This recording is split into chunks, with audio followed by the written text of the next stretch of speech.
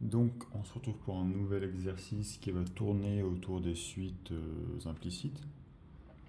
Parce que du coup, dans cet exercice, on va définir une fonction. Donc, une fonction qui va dépendre de n, avec un n, du coup, antinaturel, hein. Mais ici, on a n qui est supérieur ou égal à 4. Et du coup, notre fonction, eh bien, c'est x puissance 3n moins racine de n fois x plus 1. Et du coup, globalement, le but de cet exercice, ça va être de petit à petit arriver à un développement asymptotique complet de xn. Donc, qu'est-ce que j'entends par complet? Ici, pour moi, complet, ça va être d'avoir au moins trois termes dans notre développement asymptotique. Ce qui n'est pas toujours évident, parce que souvent, ça s'arrête à un, voire deux termes. Et ici, du coup, on va pouvoir aller pousser la chose un peu plus loin pour vraiment avoir quelque chose de fiable, on va dire, qui traduit bien le comportement de notre suite. Et notre suite, du coup, notre suite implicite, bah là, c'est classique, hein, quand on pose ce genre de fonction, ça va être d'étudier la suite qui annule la fonction en dépendance de n. Et du coup, directement, la première question, ça va être de montrer l'unicité dans l'intervalle 1,2 de xn tel que fn de xn soit égal à 0. Donc là, bah, on peut faire fn de 1 et fn de 2. Déjà pour voir si jamais il y a une valeur qui est négative, une valeur qui est positive, bah, c'est bon signe, dans le sens où on va couper l'axe nul, et du coup on aura forcément euh, une valeur pour fn est égal à 0. Et ensuite on va vouloir voir si cette fonction est strictement croissante ou décroissante sur cet intervalle-là pour savoir si oui ou non il y a unicité. Du coup, fn de 1 c'est égal à moins racine de n plus 1, ça c'est inférieur à 0 parce qu'on a n qui est supérieur ou égal à 4. Et après fn de 2 c'est égal à 2 puissance 3n moins 2 racine de n plus 1. Et ça c'est supérieur à 0 parce que là aussi on a n qui est supérieur ou égal à 4. Ensuite, fn c'est dérivable sur 1, 2. Et sa dérivée c'est quoi? C'est 3n x puissance 3n moins 1 moins racine de n. Et ça c'est toujours positif sur 1, 2.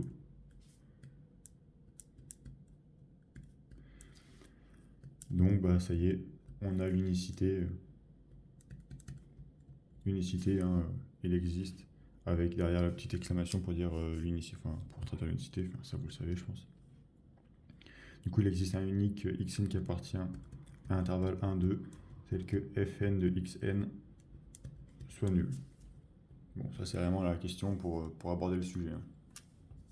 Pour commencer gentiment à comprendre un peu le sujet, comprendre les objets qui tournent autour du sujet. La question 2 directement, elle commence à vraiment rentrer dans le vif du sujet, on va dire, parce qu'on vient poser une suite epsilon n qui est égale à xn moins 1. Voilà. Donc déjà là, on peut se dire, oh, ok, c'est sûrement que xn va tendre vers quelque chose qui tourne autour de 1, parce que du coup, ce serait cool. On aurait epsilon n qui tend vers 0, et sinon, pourquoi mettre moins 1? Ouais, du coup, on va essayer de montrer ça, parce que du coup, en étudiant la convergence, ça veut dire étudier la limite à la rigueur de epsilon n. Du coup, on a xn puissance 3n moins racine de n xn plus 1 qui est égal à 0. Ça, c'est équivalent à dire que xn puissance 3n, c'est égal à xn racine de n moins 1. Ça, c'est strictement supérieur à 0, parce qu'on a dit que xn, ici, il appartenait à 0,1, donc c'est bon. Puis même, hein, xn ici appartient à 0,1, fois quelque chose qui est supérieur à 1, supérieur à 1, moins 1, donc forcément, c'est strictement supérieur à 0. Et du coup, on a 3n en passant au ln. On a 3n ln de xn qui est égal à ln de xn racine de n moins 1.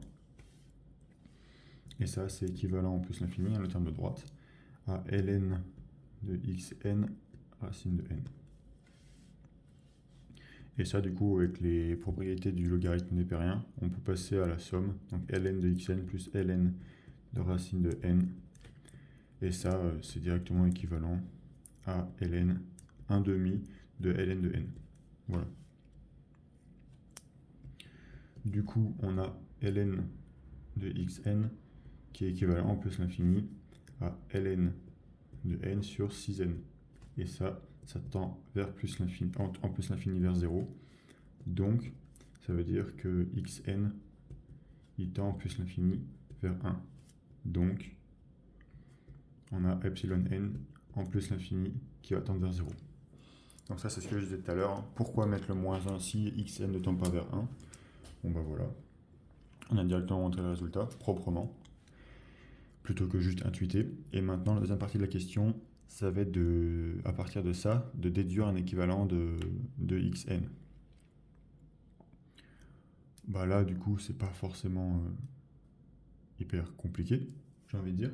Parce que du coup, avec tout le travail qu'on a fait juste avant, on était déjà sur de l'équivalent. Donc finalement, on n'a plus qu'à revenir un peu sur ça. Et hop, c'est bon. Hein.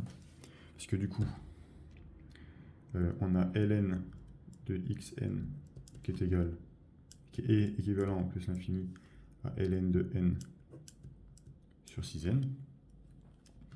Et on a xn qui est égal à epsilon n plus 1.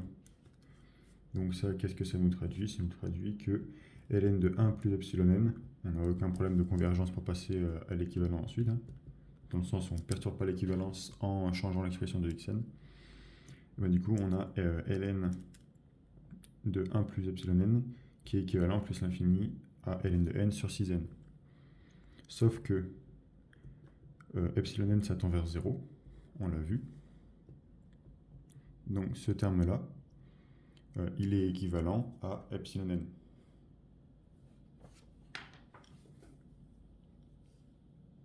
Voilà.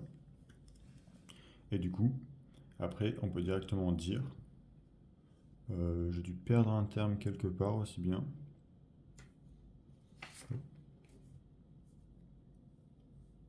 Ah non, non, du coup, on a epsilon n qui est équivalent à ln de n sur 6n.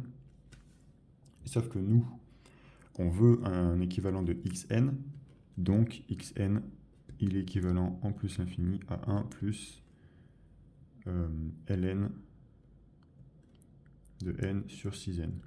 Voilà, parce que c'était le terme 1 devant qui me manquait, et j'avais peur d'avoir oublié quelque part. Mais non, du coup, c'est normal, parce que avec l'expression des deux, hop, c'est bon, on peut retourner au truc. Au truc, super. Donc voilà. Une fois qu'on a ça, on peut passer à la question 3.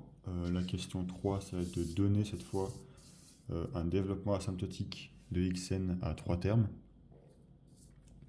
Donc là, c'est là où ça devient vraiment un peu plus technique, un peu plus compliqué, dans le sens où là, avec ce qu'on a fait, il n'y a pas vraiment de façon de d'un seul coup, paf, trouver un troisième terme. Là, ça y est, on a deux termes, hein. 1 plus ln de n sur 6n. Mais on ne sait pas directement trouver le troisième terme.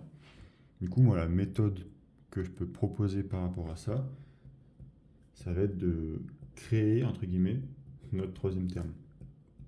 Donc l'inclure sans donner son expression parce qu'on ne la connaît pas, mais l'inclure dans le développement asymptotique. Et du coup, notre troisième terme, moi je vais le noter bêta n. Voilà.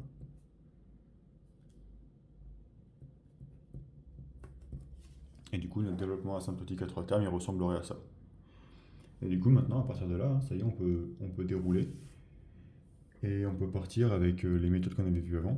Donc, on avait 3n, j'ai rappelé la formule, hein, parce que du coup, je pense qu'elle est sortie du cadre, qui était égal à 3n ln de xn, qui est égal à ln de xn racine de n moins 1. Et du coup, maintenant, si on prend cette formule-là, parce que du coup, vu que le comportement asymptotique traduit le comportement normal de xn, mais en plus l'infini, si on prend cette formule-là en plus l'infini, on peut intégrer notre développement asymptotique.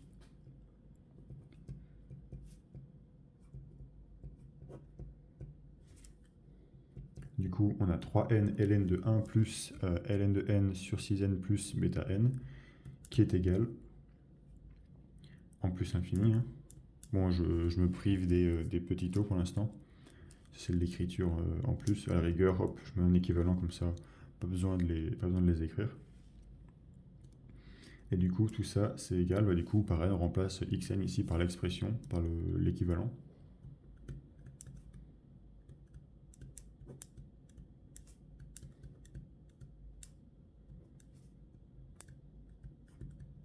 Voilà. Et du coup, maintenant, on va devoir travailler un petit peu sur ces termes-là, sur le terme de gauche, le terme de droite, pour vraiment faire sortir l'expression de bêta n. Donc, le terme de droite, on va le développer.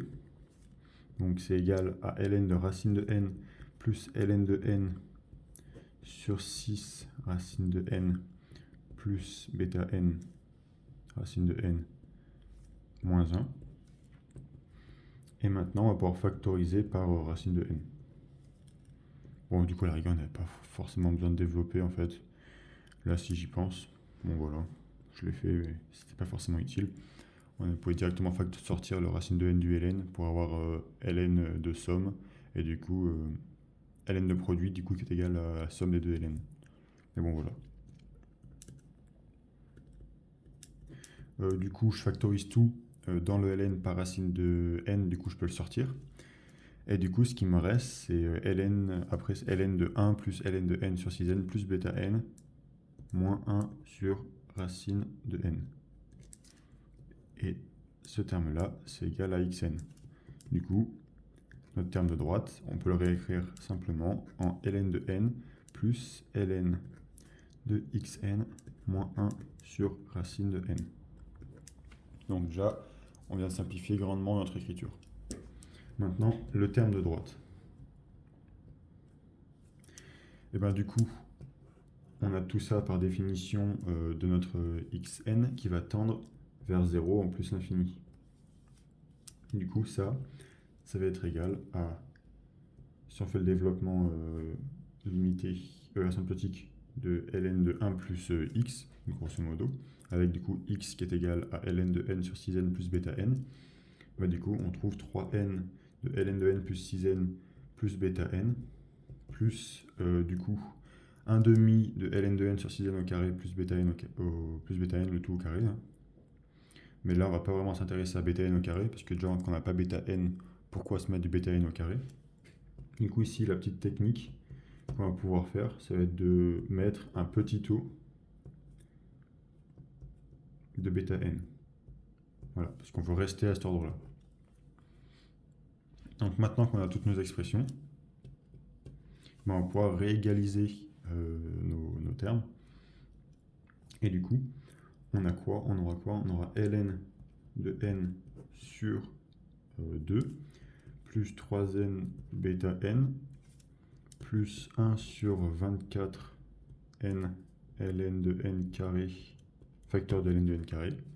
Et ça, c'est égal à 1 demi de ln de n. Du coup, le racine de ln de racine de n, c'est égal à 1 demi de ln de n. Plus ln de xn moins 1 sur racine de n. Sauf que ça, puisque ça tend vers 1 en plus l'infini, on va pouvoir faire le développement asymptotique, hein, parce que ce terme-là, ça tend vers 0 en plus l'infini.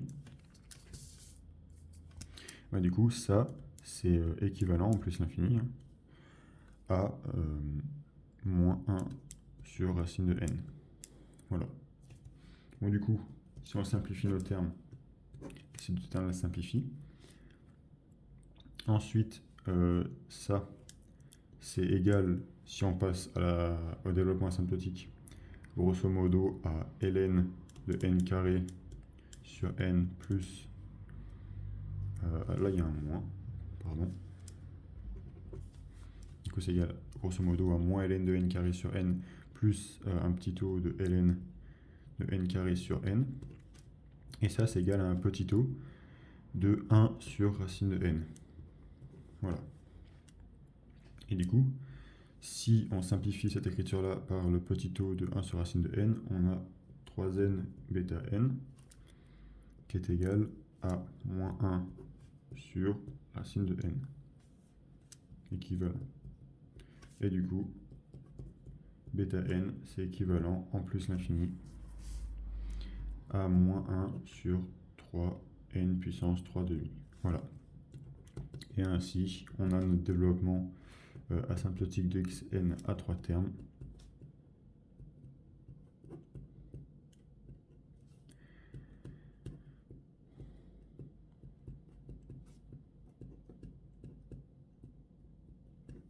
Voilà. Donc ça, c'était une technique euh, bah, qui a un peu utilisé un dernier ressort, j'ai envie de dire, hein, pour trouver le développement, pour trouver un dernier terme d'un développement asymptotique, parce que franchement c'est long, hein, c'est chiant, ça prend une page entière, tout ça pour trouver un terme, donc les efforts sont pas vraiment récompensés, on va dire, parce que bah, pour trouver le deuxième terme, même les deux premiers termes, bah paf, ça tombait direct, quoi. Alors que là vraiment faut un peu galérer pour trouver notre troisième terme. Mais ce qui est bien, c'est que là, si jamais je veux trouver un quatrième terme, eh ben, je vais pouvoir avec la même technique. Ce sera encore plus long, mais je pourrai. Donc du coup voilà, c'était cette technique-là surtout que je voulais montrer. Dans le cas où si jamais un jour vous êtes un peu coincé pour trouver un dernier terme d'un développement asymptotique, ben, on peut penser à cette méthode-là pour vraiment en dernière mesure trouver notre dernier terme. Voilà, j'espère que la vidéo vous aura plu et merci et à bientôt.